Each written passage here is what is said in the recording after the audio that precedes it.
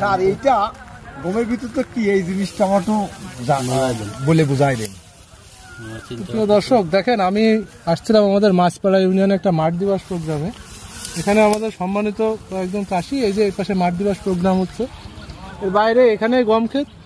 এখানে অনেকে আমাকে বললো যে গমের ভিতরে আমরা আজব একটা জিনিস দেখতে পাচ্ছি স্যার, যেটার ভিতরে হচ্ছে কি এরকম দানা আছে, তাই না? হ্যাঁ দানা ঠিক। আমরা